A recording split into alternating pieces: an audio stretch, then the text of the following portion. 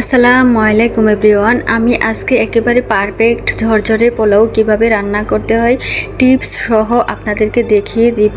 আশা করি আমার সঙ্গেই থাকবেন, ভালো লাগবে। তো আমি এখানে কিন্তু হাফ কেজি পোলাওর চাল নিয়েছি। তো চালটাকে কিন্তু কিছুক্ষণ ভিজিয়ে যদি রাখা হয় তাহলে কিন্তু পোলাওটা একেবারে ঝরঝরা হবে। আমি আজকে যেভাবে দেখাবো সেই টিপসগুলো ফলো করে যদি রান্না করেন তাহলে কিন্তু আপনাদের আর কোনো ঝামেলাও হবে না, কোনো সমস্যাও হবে না। একেবারে পারফেক্টভাবে খুবই অল্প সময়ের ভিতরে কিন্তু রান্না করে নিতে পারবেন। তো আমি এখানে বড় সাইজের একটা পেঁয়াজ নিয়ে এখন কিন্তু ব্রাউন কালার করে ভেজে নিতেছি। একটু কালার করে যদি ভেজে নেওয়া হয় তাহলে কিন্তু পোলাওটার কালারও অনেক সুন্দর আসবে, দেখতেও ভালো লাগবে। তো এখন কিন্তু আমি তেলের ভিতরে সুন্দর করে চালটাকে ভেজে নিব। চালটা যত সুন্দর করে ভাজা হবে পোলাওটা কিন্তু তত বেশি সুন্দর ঝরঝরা হবে। তো এই জিনিসটা কিন্তু অবশ্যই খেয়াল করতে হবে।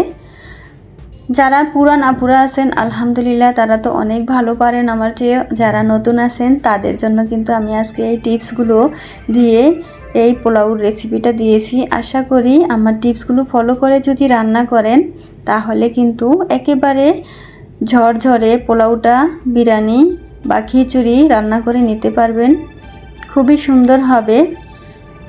তো আমি এখন সুন্দর করে কিন্তু ভেজে নিতেছি।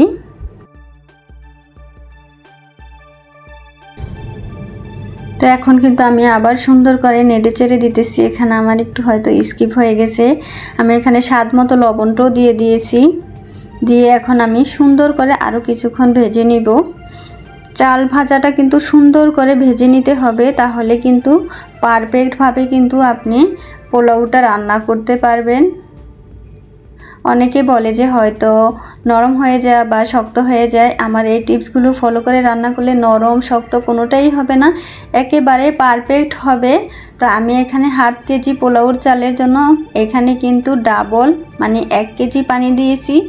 এই সিক্রেট জিনিসটা যদি ফলো করে রান্না করা হয় তাহলে আর কোনো রকমের ঝামেলায় পড়তে হবে না, সুন্দরভাবে পারফেক্টভাবে কিন্তু রান্নাটা করে নিতে পারবেন। আর এখানে আমার একটু স্বাদটা ভালো আসার জন্য এখানে আমি আদা বাটা দিয়ে দিয়েছি পরিমাণ মতো। এই আদা বাটাটা দিলে কিন্তু ফ্লেভারটাও অনেক সুন্দর আসে আর খেতেও কিন্তু অনেক ভালো লাগে। তো বলক আসার পরে কিন্তু 1 মিনিট একেবারে হাই হিটে রান্না করে নেবেন। তারপরে কিন্তু একেবারে লো হিটে দিয়ে ঢাকনা দিয়ে ঢেকে দিবেন, তাহলে কিন্তু পোলাওটা একেবারে ঝরঝরা হবে আর কোনো নাড়াচাড়া করবেন না এর ভিতরে। সুন্দরভাবে কিন্তু এমনি চালটা ফুটে সিদ্ধ হয়ে যাবে। তো এখন কিন্তু আমি ঢাকনাটা ঢেকে দিয়েছি, একেবারে শুকিয়ে যাওয়া পর্যন্ত কিন্তু আমি ঢাকনাটা দিয়ে রাখবো। তো দেখুন পানিটা কিন্তু একেবারে শুকিয়ে গেছে। এখানে আমি একটু পোজেন করা গাজর দিয়েছি। এই গাজরটা দিলে কিন্তু দেখতে অনেক ভালো লাগে, সেজন্য আপনারা চাইলে কিন্তু স্কিপও করতে পারেন।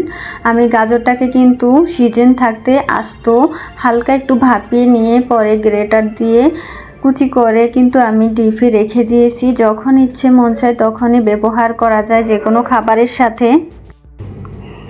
তো আমি কিন্তু আবার কিছুক্ষণ পরে ফিরে এসেছি। দেখুন মাশাআল্লাহ আমার পোলাওটা কিন্তু একেবারে ঝরঝরা হয়ে গেছে।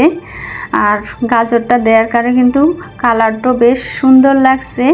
বারবার কিন্তু পোলাও বিরিয়ানি কিন্তু নাড়াচাড়া করবেন না, তাহলে কিন্তু চালগুলো ভেঙে যায়, দেখতেও ভালো লাগে না। 2-1 বার একটু নাড়াচাড়া করে ঢাকনা দিয়ে সুন্দর করে রান্না করে নিলেই কিন্তু হয়ে যায়। তো আমি পোলাওটা দেখেন আপনাদেরকে একেবারে কিন্তু দেখিয়ে দিলাম কতটা সুন্দর ঝরঝরা হয়েছে, একটা চালও কিন্তু ভেঙে যায়নি, খুবই সুন্দর হয়েছে। তো আমার টিপসগুলো ফলো করে আপনারা কিন্তু এভাবে রান্না করে নিতে পারেন। তো আমি আজকে কিন্তু ব্রয়লার মুরগি আলু দিয়ে রান্না করেছি আর পোলাওটা রান্না করছি, বাচ্চারা এ দিয়ে আজকে খাবে।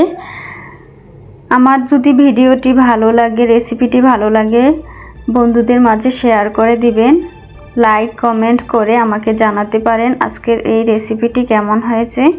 সবাই ভালো থাকবেন, সুস্থ থাকবেন। আবার দেখা হবে নতুন অন্য কোনো ভিডিওতে। আল্লাহ হাফেজ, আসসালামু আলাইকুম।